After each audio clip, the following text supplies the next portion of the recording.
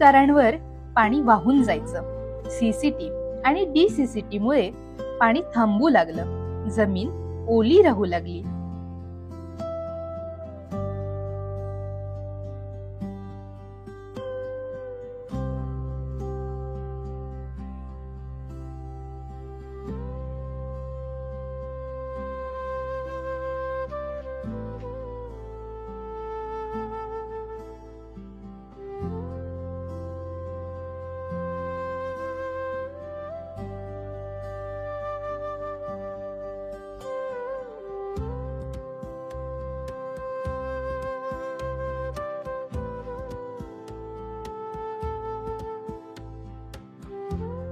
माझं नाव नकुल दित्या ठाकरे, मुक्काम टाकली, पोस्ट शिनवडा, तालुका तळोदा, जिल्हा नंदुरबार।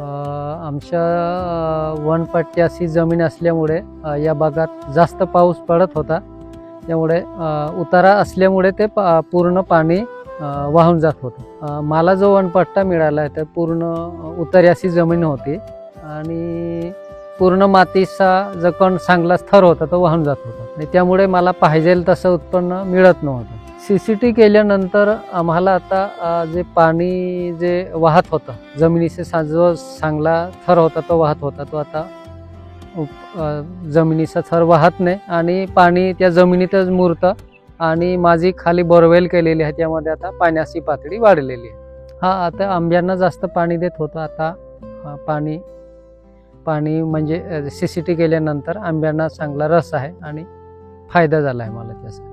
माझ्या वनपट्ट्यात कृषी विभागामार्फत फळझाडे लागवड केलेली आहे। माझ्या वनपट्ट्यात आता सध्या मी केसर आंब्याची फळझाडे लागवड केलेली आहे।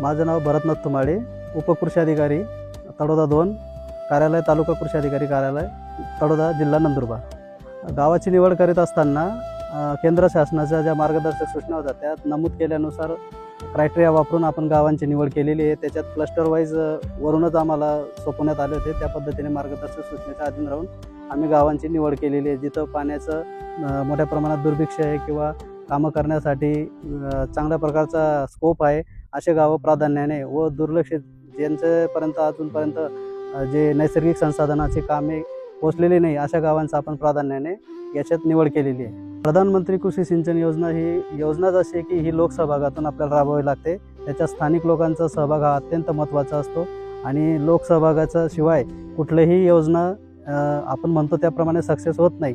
कुठलीही योजना सक्सेस करण्यासाठी आपल्याला लोकसहभाग हा महत्त्वाचा आहे आणि तो या भागात आम्हाला चांगल्या प्रकारे मिळालेला आहे। गाव प्रथमतः क्लस्टर निवड झाल्यानंतर याच्यात जे गावं निवड करण्यात आली या गावांमध्ये मुख्यत्वे आम्ही गाव बैठका घेतल्या, त्यानंतर ग्रामसभेच्या माध्यमातून जनजागृती केली आणि काही स्थानिक आपले शेतकऱ्यांचे गट होते किंवा जे शेतकरी उत्पादक कंपन्या जिथं कार्यरत आहेत तालुक्यात यांच्या माध्यमातून जे सभासद असतील किंवा तालुक्यातले गट असतील आणि या भागातला जो शेतकरी मुळात यांच्या वैयक्तिक भेटीगाठी घेऊन त्यांना ही योजना प्रथमतः आम्ही समजून सांगितली। योजना समजवत असताना याचे फायदे, याच्यात होणारा भविष्यात होणारा आमूलाग्र बदल आणि आपल्या जीवनमान व आर्थिक स्थैर्य कसं निर्माण करता येईल याबद्दल त्यांना माहिती दिल्यानंतर त्यांच्यात विश्वास निर्माण झाला आणि तो विश्वास सार्थ करण्यासाठी त्यांनी देखील आमच्यावर विश्वास ठेवला आणि त्या माध्यमातून हा लोकसहभाग घेऊन आम्ही हे लोकांना विश्वासात घेतलं आणि अशा प्रकारे आम्ही हे साध्य केलेले।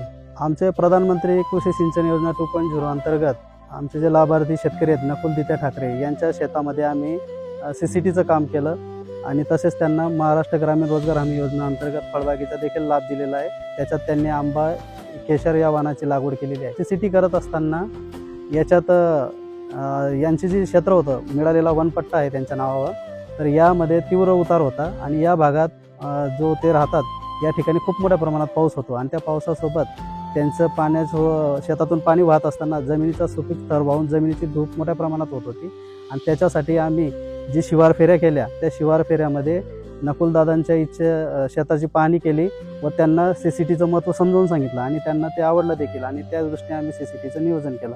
ते करत असताना उताराला आडवं समतल पद्धतीवर आम्ही त्यांना समजून सांगितलं की कशा प्रकारे ट्रेंच तयार होतील आणि ते चर त्यांना कशा फायदेशीर ठरतील हे त्यांना दाखवलं आणि या पद्धतीने तिथं आम्ही सीसीटीचं काम पूर्ण केलं। याला CCTला कंटिन्युअस सलग समतल चर म्हणतात.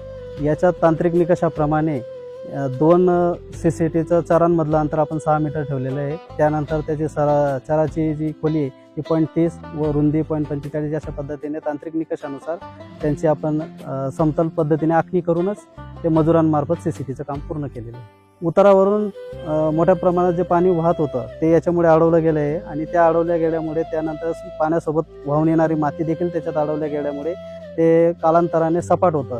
तर त्याच्यासाठी काही दिवसानंतर म्हणजे जे बांध आपण ट्रेंच काढल्यानंतर जे बांध असतात त्याच्यावर मजबूती येण्यासाठी वेळोवेळी तिथं काही स्वच्छतेचं त्यांना महत्त्व पटवून सांगितलं आपण आणि त्या दृष्टीने ते खराब होणार नाही व जास्तीत जास्त दीर्घकाळ त्याची गुणवत्ता टिकून राहील यासाठी आपण संबंधित शेतकरी यांना देखील मार्गदर्शन केलेलं आहे. नकुलदित्या ठाकरे यांनी महाराष्ट्र ग्रामीण रोजगार हमी योजनेअंतर्गत जी फळबाग लागवड केलेली आहे तर या लागवडीमध्ये त्यांनी त्यांचं पूर्ण क्षेत्र आंबा पिकाखाली घेतलेलं आहे आणि मुळात ही तीव्र उताराची जमीन असल्यामुळे आणि इथं मुख्य असं पीक कुठलं घेता येत नव्हतं म्हणून त्यांना आम्ही फळबाग घेण्याबद्दल प्रोत्साहन दिलं आणि त्यांना ते महत्त्व पटलं देखील आणि त्यांनी कृषी विभागाच्या माध्यमातून महाराष्ट्र ग्रामीण रोजगार हमी योजनेअंतर्गत आंबा पिकाची लागवड केली आणि ही फळबाग लागवड केल्यामुळे त्यांना जी आर्थिक स्थैर्य निर्माण झालं होतं तर यांना निश्चित असं उत्पन्नाचा स्रोत निर्माण होणार आहे आणि येत्या काही दिवसात त्याला आंबा पिकाचं उत्पन्न सुरू होणार आहे आणि त्या दृष्टीने त्यांना वार्षिक आणि निश्चितपणे लाखात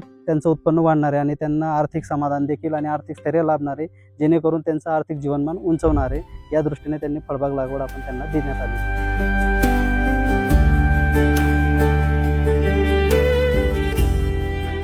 उतार वाया जाण्याऐवजी आता पाणी थांबतं, हिरवाई परतली.